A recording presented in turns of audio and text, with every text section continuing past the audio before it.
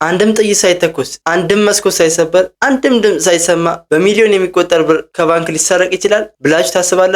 ዛሬ የምናወራው ተራ ዘረፋ ሳይሆን በሳይንስ የታገዘውን በሰው ጆሮ በማይሰማው የድምፅ ሞገድ ብቻ የተፈጸመውን ዝምተኛውን ዘረፋ ነው። እስከ ቪዲዮ መጨረሻ አብራችሁን ቆዩ። ይህ ዘረፋ የተፈጸመው በአውሮፓ አህጉር በምትገኝ ዙሪክ በተባለች ግዙፍ ባንክ ውስጥ ነው። ይሄ ባንክ በዓለማችን ካሉ እጅግ አስተማማኝ ካዝናዎች ከሚገኙበት አንዱ እንደሆነ ይነገርለታል። ይህ የባንክ ካዝና በጣት አሻራ፣ በአይነ ብሌን፣ በድምፅ ሴንሰሮች ብቻ የሚከፈት ነው። በካዝናውም ዙሪያ የተለያዩ ዲጂታል ነገሮች ተገጥመውለታል። ነገር ግን ይህም ባንክ ሊዘርፉ ያሰቡት ተራ ሌቦች አልነበሩ። ሌቦቹ የድምፅ ሳይንቲስቶችና የቀድሞ የጦር መሳሪያ መሐንዲሶች ነበሩ። ዘራፊዎቹ ለወራት ሲያጠኑት የነበረው ባንኩን ብቻ ሳይሆን የሰው ልጅ የነርቭ ስርዓትን ጭምር ነበር። የድምፅ ሞገድ መስማት ሊያደነዝዘን የሚችል አቅም አለው። ከ20 ኪሎ ኸርዝ በላይ የሆነ የድምፅ ሞገድ ለሰው ልጅ ጆሮ መስማት ይከብዳል። ነገር ግን በሰውነታችን ውስጥ ባሉ በነርቭ ስርዓታችን ላይ አስከፊ ጉዳት ማድረስ ይችላል። የድምፅ ሞገድ አይገለንም፣ ነገር ግን ለሰዓታት ራሳችንን ስተን እንድንቆይ ያደርገናል። ሌቦቹ ይህንን ባንክ ለመዝረፍ የተጠቀሙት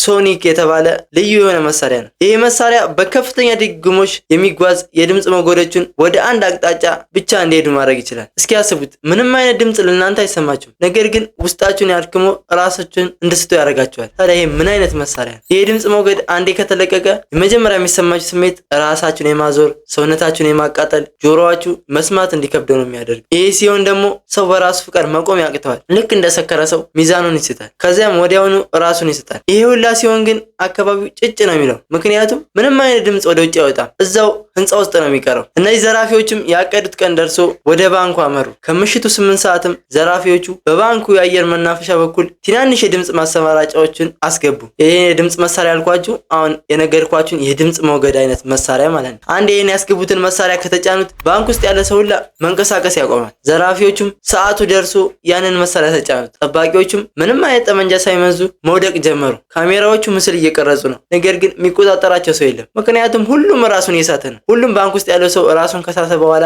ምንም አይነት የኃይል እርምጃ ሳይጠቀሙ ወደ ውስጥ ገቡ። ዘራፊዎቹም ቀጥታ ያመሩት ወደዛ ካዝና ነበር። ካዝናው እንደነገርኳችሁ በቀላሉ አይከፈትም። እነዚህ ሰዎች ግን መጀመሪያ በደንብ ስላጠኑበት ካዝናውን የመክፈቻ ዘዴ አስልተው ነበር የመጡት። ከትንሽ ደቂቃ በኋላም ይህን ካዝና ከፈቱት። ካዝናውንም ሲከፍቱት ውስጡ ያልጠበቁት ነገር ነበር ያገኙት። ጥሬ ገንዘቦች፣ አልማዞች፣ ወርቆች ነበር በካዝና ውስጥ ያሞላው። ዘራፊዎችም የጣደፉ ብሩና ወርቆቹን ወደ ሻንጣቸው መክተት ጀመሩ። አስባችቷል? ምንም አይነት ደም ሳይፈስ፣ ምንም አይነት ድምፅ ሳይሰማ ይህ ሁላ ሚሊዮን ሲሰርቁ የሚገርሙ ዘራፊዎች ናቸው። በማግስቱ ጠዋት ላይም የባንኩ ሰራተኞች ወደ ባንኩ ሲገቡ ሁሉም ሰው ራሱን ስቷል። ሰራተኞቹም ደንግጠው ወደ ፖሊስ ደወሉ። ፖሊስም ባንኩ አካባቢ ሲደርስ ያየው ነገር ግራ የሚያጋባ ነበር። ሰራተኞቹ በሙሉ በህይወት አሉ፣ ነገር ግን ላለፉት ጥቂት ሰዓታት ምን እንደተፈጠረ የሚያስታውስ አንድም ሰው አልነበረም። ሁሉም የሚሰማቸው ከባድ ራስ ምታትና የማቅለሸት ስሜት ብቻ ነበር። መርማሪዎቹም የደህንነት ካሜራውን ሲያዩ ጭንብል ያደረጉ ሰዎች በዝምታ ገብተው ካዝናውን ሲዘርፉ ይታያል። ነገር ግን እንዴት ጠባቂዎቹ እንደዚህ ሊሆኑ ቻለው የሚለው ጥያቄ ፖሊሶችን አወዛገባቸው። ፖሊሶችም ለወራት ያክል